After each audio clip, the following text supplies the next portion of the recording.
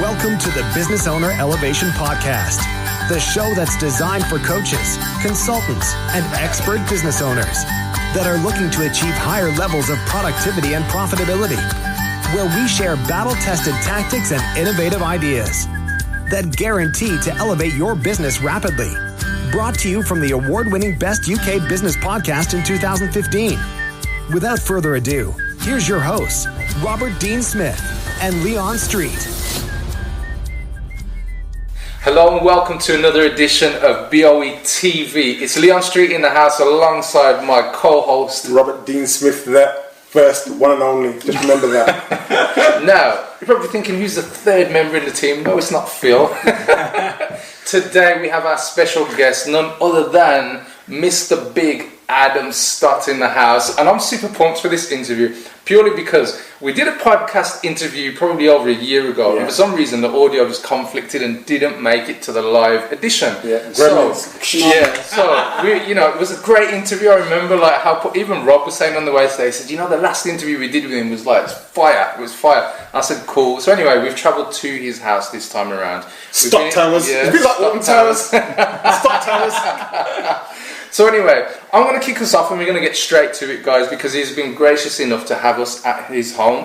And we're actually currently in his son's, let's call it playroom. That's what he said.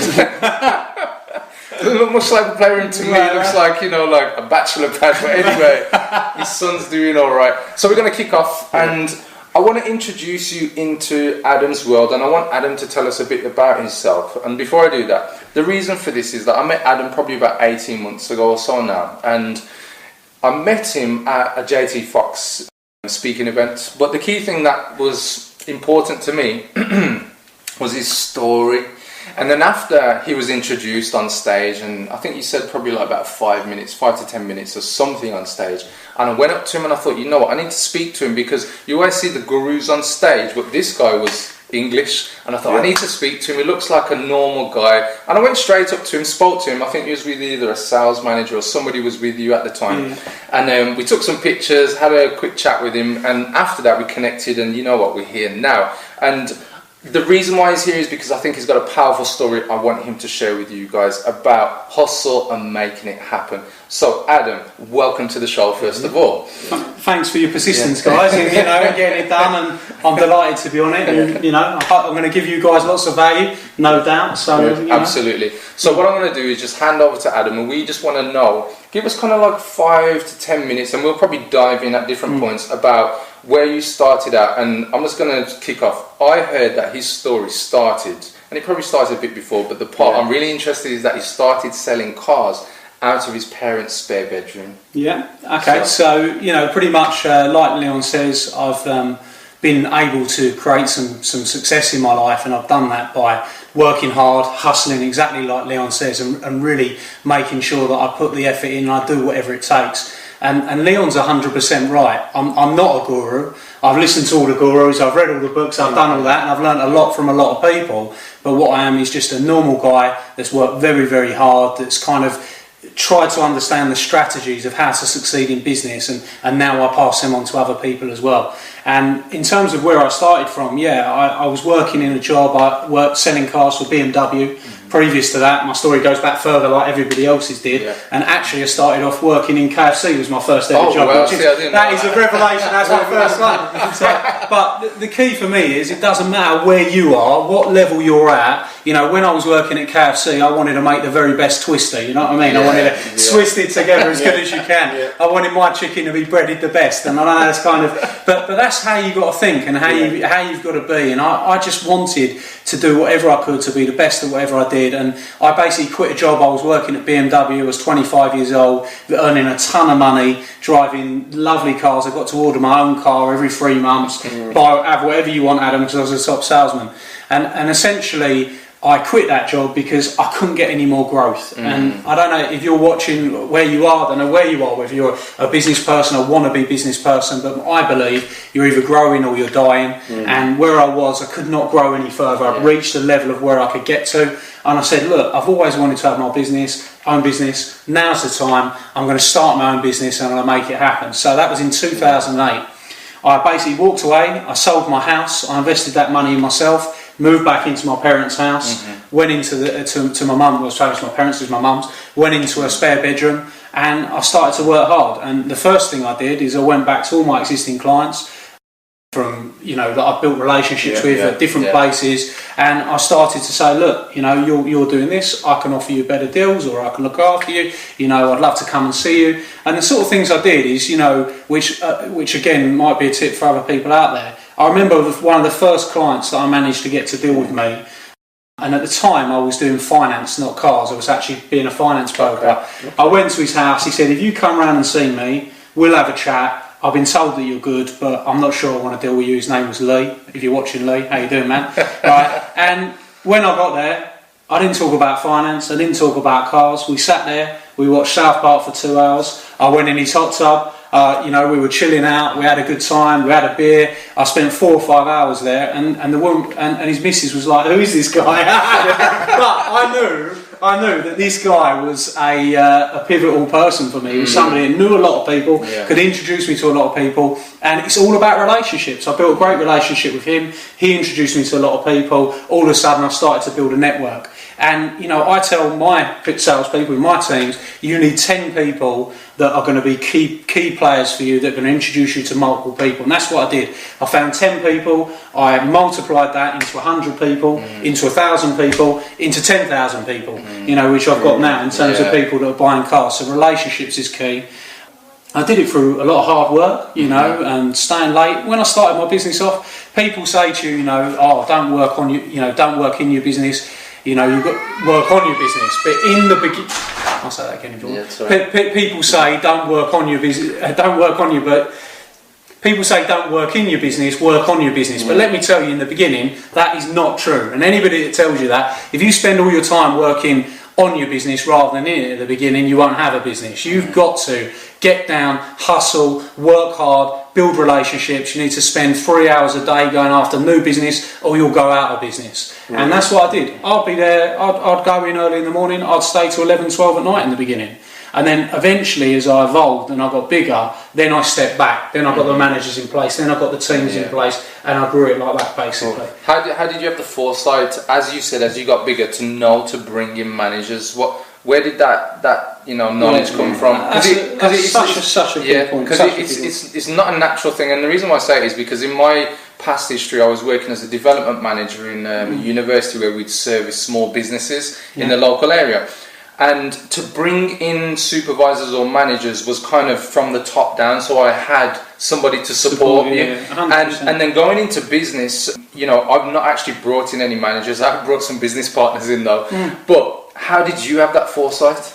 Well, let me tell you, in the beginning, I didn't have a clue what I was doing. I didn't know. I was guessing. And this is the point. If you're a business owner out there and you're guessing, you're making your life hard, you're making mistakes. I just kept guessing, thinking, if I do this, if I do this, if I do that. And I just had that kind of, that stressor attitude where I just kept going no matter what happened. But when I actually got coaching for the first time, and I had my eyes open, so hang on, you don't have to do it that way. Hang on, you don't need to do this, you don't need to do that. And I got the right kind of coaching, I got the right advice. Then I started to understand, well, hang on a minute, actually, if I bring a manager in to manage those 6 people, I can be working on the marketing, I can be working on the accounts department, I can be working on this. And I tell you what, I was the worst manager ever. I was a terrible, terrible manager, but I got coaching on how to manage people better, how to do this, how to do that. And now that's kind of why I coach people, because I can spot me's out there right now that are spending 16 hours a day stressed out their mind trying to do whatever it takes to get to the end goal. But you can't get there. You have to do things differently in order to succeed. And what I did was I worked really, really hard. I got to the point where I decided that I needed to get a manager in to run my business. I then realised that I love delegation. All these people that go, oh right, okay, you don't like delegating, whatever. I love delegation. I've got someone working there helping me with the deals and helping my sales team. Then I started to work on the marketing. Then I got the marketing really good. Then I got more marketing people. Then I got a marketing manager. Then I realised I needed to keep my eye on the numbers even more. So I started working on the accounts. Then I got an accounts manager. Then I got the right account staff. Then I realised that I've got to work on my product delivery, my service department. Then I got a manager in there, and I got and I built those bits up. And essentially, it in your business, you need lead generation. Like Leon's an expert at that. It starts with lead generation. If you've not got leads and opportunities coming in, then you can't grow from there. After you've got lead generation, you need to work on your sales process. You need to make sure that you're engaging effectively with those people, and you need to work on the digital part of your sales process. You need to make sure your website's right. You need to make sure your contact forms are right. You need to make sure you engage properly online with people to streamline those opportunities into your sales process. Then you need to work on your sales process, make sure that your conversions are right. After your sales process, you need to work on wowing your clients and turning them into, great advocates of your business. And after that, you need to work on your product delivery. Make sure your product delivery is right. And then you need to work on your after sales. Now, if you get all that right and you get it right on your own, well done to you. But it's a process. Coaching always works, and I'm a big believer in it. So I want to ask you a question, because I've seen since our introduction and meeting you via Leon, some of the innovative ways that you've looked at scaling your business. Because obviously, I can't remember how many branches you've got. Essex is about 4. So we've got five branches now. Essex, Surrey, and Suffolk. Right, phenomenal. So, what are some of the different innovative ideas and ways that you've used inside of your business to differentiate yourself? Because obviously, there's a lot of used car dealers, and you've come in the last 7-8 years and scaled it to around the 40-50 million now, but from ground zero. So, give us a couple of the ideas that you've used that are slightly different to what every man and his dog in the car trade is doing, which is a bit vanilla. Yeah, definitely. First and foremost, when I discovered marketing, it made a big difference in my business. When I started to understand how to market properly, it pretty much changed everything. Because referrals, repeat business, you're going to get glass ceiling. You're not going to be able to break through it, and it's going to go slow. I had a year in my business where it went from 4.2 million to 4.3 million. I'd worked 10 times as hard. My profit hadn't gone up. It stayed stagnant. And that's when I found marketing, because I thought there must be an easier way. There must be an easier way to grow this business. And that was when I came across social media for the first time. And look, social media right now doesn't seem like innovation to the people watching, but I did it in 2010. And what you need to be thinking about is, what can you do now that's going to drive you on? There's plenty of things. I'm happy to share some of the things I'm doing. Plenty of things I'm doing now that's going to take us forward. But back then, I was the first car dealer to use Facebook. I was the first one. We won on there. We started smashing it. All of a sudden, everything blew up from there. I had more inquiries than I could handle. And I had to keep up with the controlled growth, get the right salespeople in, get the right managers in, and manage that business. Then many, many other people copied me. That was one innovation at the time, using a different marketing source. Then we went to events. I started to hold massive events, and I just thought, how can I get people in my showrooms? And how this all comes about, how innovation comes about, is through workshopping innovation. Getting either your managers, your staff together. One thing I've always been is a big communicator in my business. I get my staff together, I hold meetings, I always have. I hold big meetings and I set challenges. I'll say to them, right, I want to find a way we can wow our clients for under £50, get into groups of 6 of you, go and workshop that idea. And then I come back with 30 ideas of how we can wow our clients. Then I go, right, 28 of them are not sustainable, 2 of them are bloody good ideas. Let's see if we can let's implement them. And I did the same thing with, how can we get more? I'm asking questions to the difficult questions to get the answers back from my staff. I did this when you can do this on your own. Ask yourself questions. You can do this with 5 people. You can do this with 50 people. You can do it with 100 people. It doesn't matter. You can do it with 1,000 people. I've been reading Jack Welch's book, Winning. He needs to do it with 10,000 people. So, this is a business practice that is irrespective of what size you are.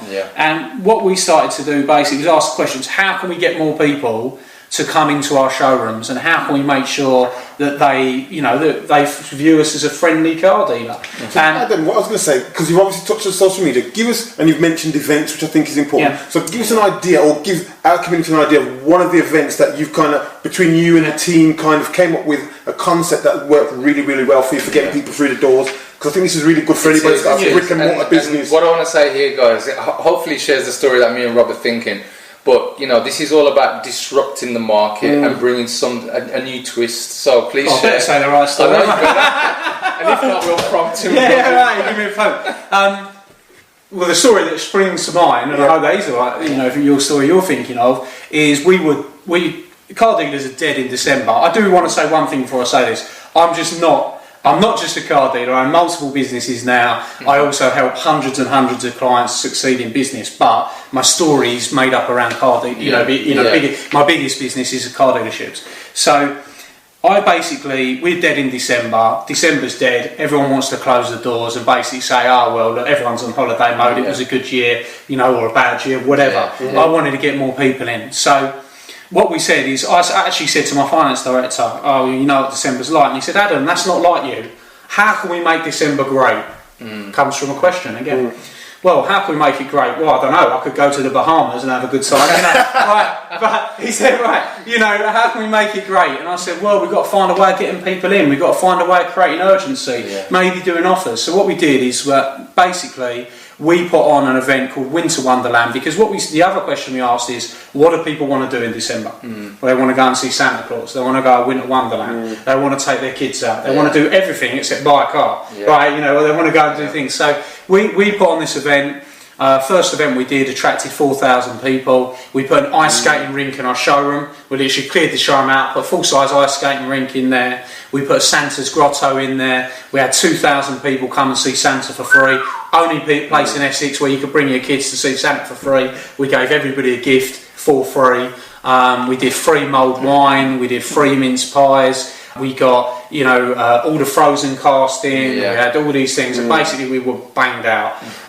And we sold so many cars, because people were coming in, looking around cars. Oh, do you want a new car for Christmas? Or, the other thing is, not only did we sell over that weekend, the first weekend we did it, we sold 40, 50 cars. We probably sold another 200 cars off that event from the goodwill that we created. Relate that into numbers then for the audience, because in the terms of putting on the event, I don't know what the outlay might have been. Well, the first one it cost me 25 grand. We probably sold 200 cars at maybe 15 grand a pop. So maybe 2 or 10 grand a pop, so a couple of £1 million off the back of a 25 grand investment. Wow! In terms of revenue, that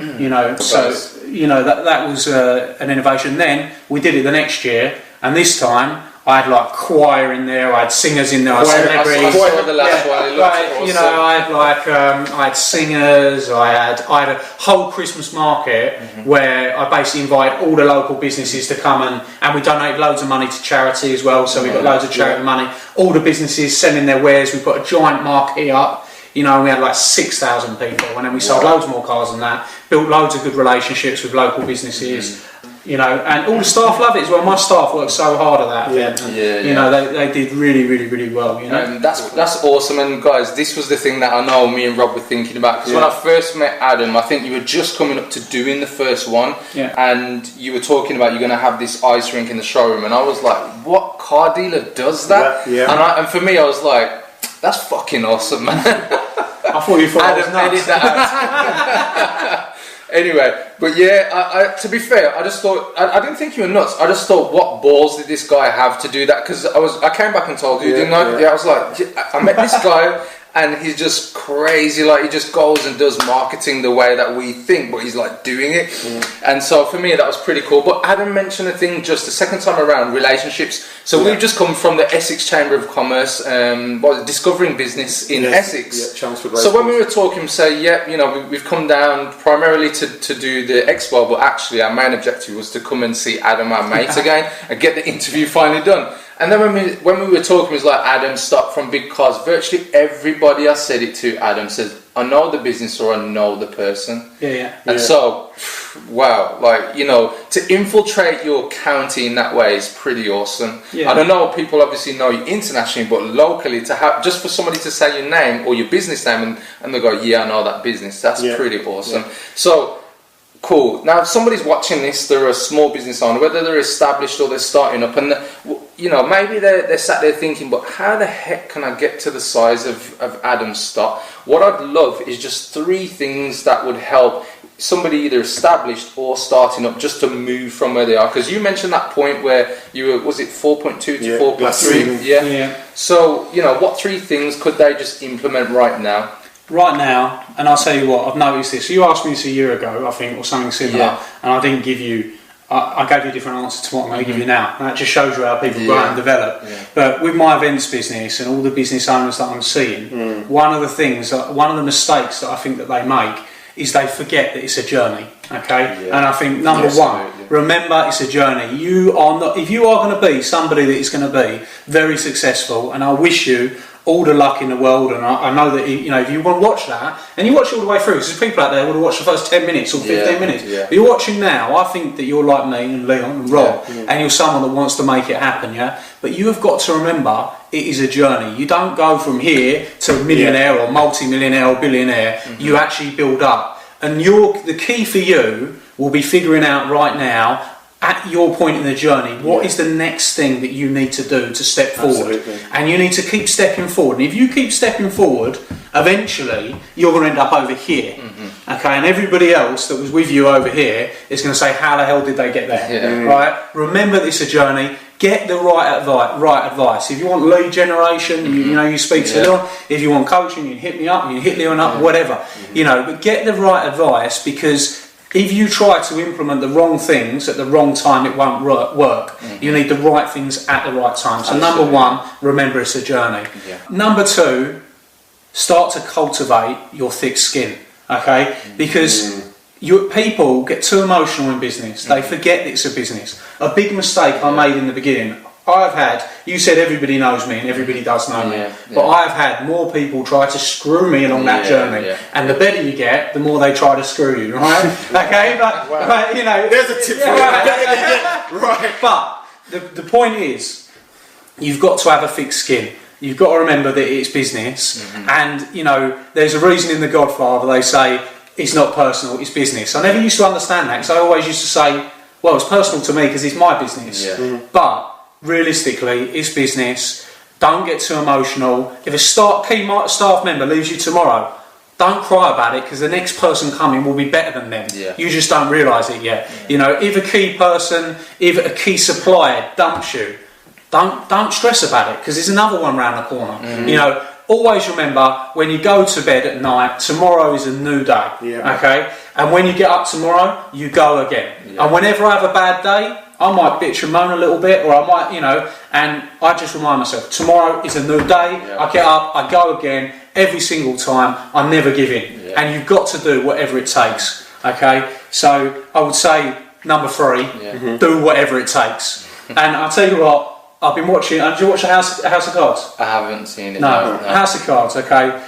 There's a reason, and it's fiction, so it probably doesn't apply. Right. But I'll give you a better example. I'll give you a better example than that. But look, there's a lot of people out there. There's a lot of businesses out there. There's a lot of people that have succeeded. There's a lot of people that failed.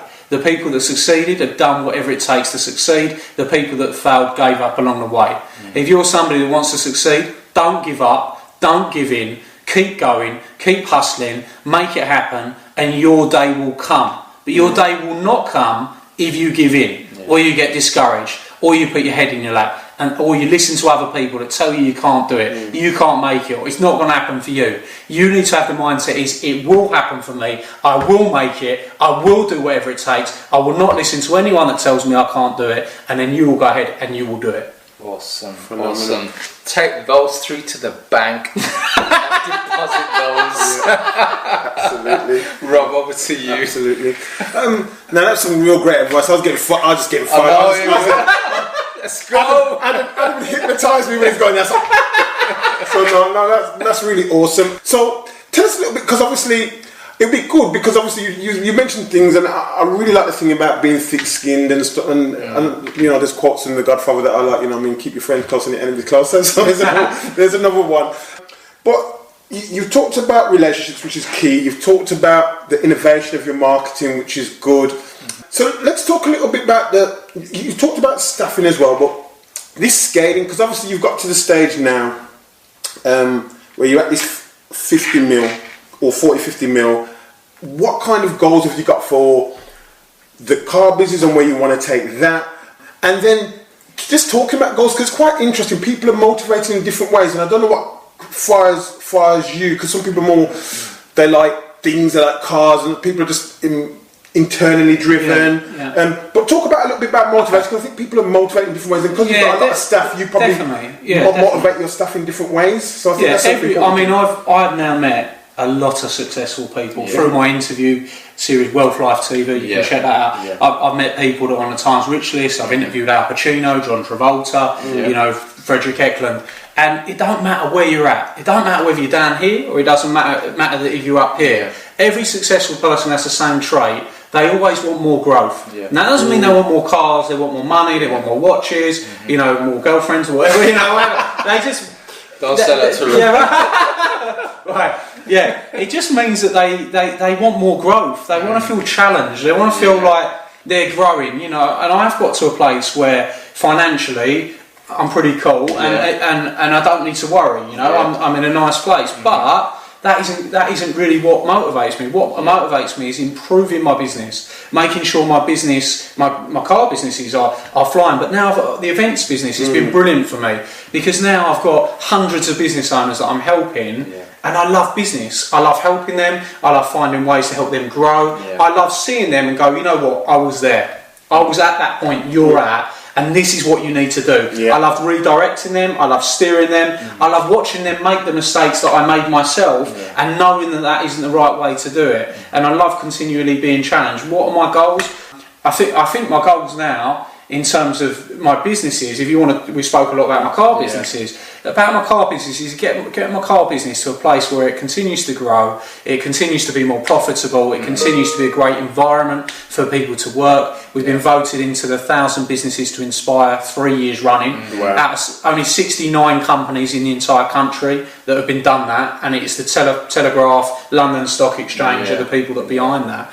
So I want to keep doing that. I want to keep creating an amazing business there. My events businesses and my other businesses, they're all about, that's the bit where I like helping people and I like giving back and I like helping people get to the next level. I like sharing ideas, motivation, strategies, stories, and that's kind of where I'm at the minute. Awesome. What about culture? Because obviously you just mentioned something that's very important, being recognised by the Times and the Stock Exchange and being an inspirational company. How do you think, even if they're like got 1 or 2 employees right now and they, you know, eventually they're going to scale and get more stuff, how do you think they should be thinking, or what would you advise about the culture of a company and creating that culture? Without that, culture in a business is vital, and you can do it one. You can make 2 choices. You know, the people watching, you've got 2 choices. Choice number 1: don't set a culture and watch your people set a culture, because that's what will happen. They'll do whatever they want, and you will suffer the consequences of what they do because you didn't set a culture in your business. Absolutely. So you have to set a culture in your business. Number 2. If you go with number 2 and you set a culture in your business, you need to make sure you don't contradict yourself. Because if you set a silly culture or too big aims or things that are not going to happen, people disbelieve in what you're doing.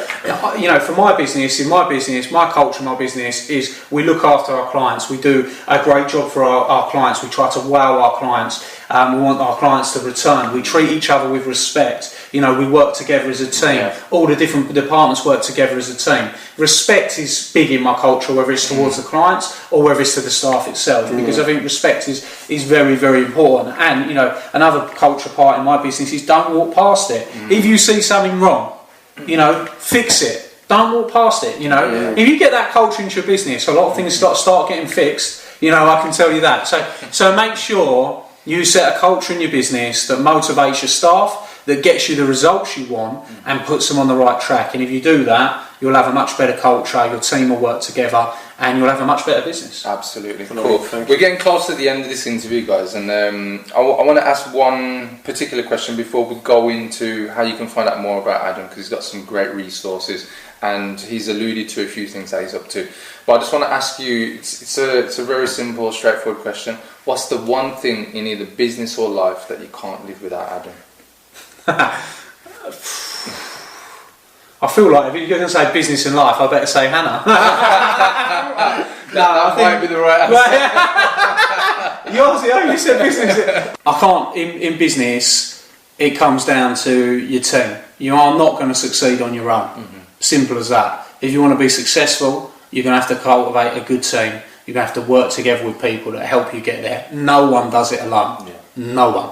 Okay, there is no one on this earth that has done everything to be successful on their own. So for me, it's for the team. In my personal life, obviously my baby and Hannah, you know, they're very supportive. I think having a good relationship in your life, people that support you, you can't underestimate that. I started to become a lot more successful when I actually got a really good home life. You know, because I come home, I play with my baby, I play with my boy, I'm happy, I play, you know, that's our problem. I spend time with my missus and we're really happy. Quality time with family. Right, that's it, right. Oh, you're starting to get into his personality now. That's why I like this guy. I've got one more question. This is a nice easy one before we get to like closing out. So as we're around the table like this now, who would be the 3 people, living or deceased, that you'd love to have a conversation with or have around the table and have a meal and just pick their brains and vibe with them? Vibe? Oh, jeez. 3 people. God, that's a difficult question. He stumped me, man. Right now, I'd like to have a chat with Trump, to be honest. I'd love to sit down with Trump and find out what is going on in his head. You know, I think, you know, and there's some stuff that he's done that's been like, you know, some stuff that he's done, I think, cool, that makes it, you know, but I think he's definitely an interesting character. I'd like to see if he's nuts or if he's, you know, so Donald Trump for 1. Cool. I think for 2, I would say, I don't know, I think you stumped me, man. I think you've done me. So I've met some good people. You know, I've met some good people lately. Like Pacino was a big guy for me. You know, 50 Cent. You know, I've met some good Eminem, number 2. I'd love to spend some time with Eminem. So Donald Trump, you can come over. Eminem, you can come over. And let's have a woman in the mix. What woman? God, we'll let you. Who do you want, guys? Who do you want to invite over with Trump and Eminem? I have no idea who we'd invite as a top one. Oprah. Oprah. Okay, we'll say. I met Oprah's husband, Stedman, and he's Stedman. Yeah. He was really cool. Let's throw Jessica Alba into the mix. There you go. She's not that interesting, but she'll be pretty cool with Trump, Eminem. They can sit right there. Those 3. We'll have a really, really, really good chat. Awesome. Thanks, Anson. So we're just wrapping up, guys. Now, Adam, if anybody wants to find out more about you, because I know you've got a number of businesses, what's the hot, you know, project you're working on, and then give us the web addresses of where people can find you. So right now you can go on adamstott.com, www.adamstott.com. You can pick up my free ebook, 10 Key Reasons Businesses Fail. Go and pick that up for free. You can listen to that and you can get in touch with me on there if you want to. Great. I've currently got a wicked series on at the minute called Wealth Life, Wealth Life TV, where we're going into businesses, we're doing cool stuff. Anthony Joshua's going to be on that, you know, as well as the interview. So I've got some cool World heavyweight champion. So follow Wealth Life TV. You just go to Adam Stott on Facebook, follow me on there, or you can hit me up on Instagram, Adam Stott Coach. They're the kind of things. Look, I've got loads going on. You can go to www.bigbusinessevents.co.uk. Come and see me live. Leon, Rob, I'm sure I'll be at some of the events. We do all different types of events, from finance mastery, sales mastery, business mastery, and go and check those sites out. And look, if you're somebody out there that wants to succeed in the business, I want to meet you.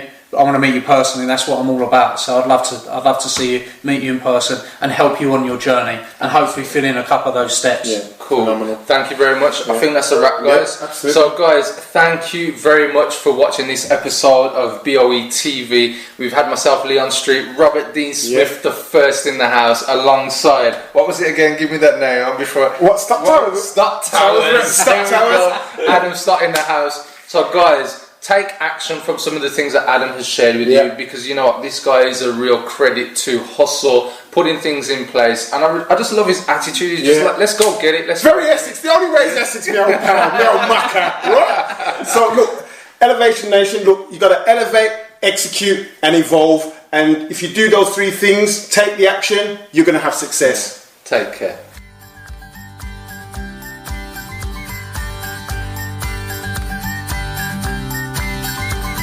Until next time, Elevation Nation, visit www.businessownerelevation.com and keep soaring to new and higher heights of productivity and profitability.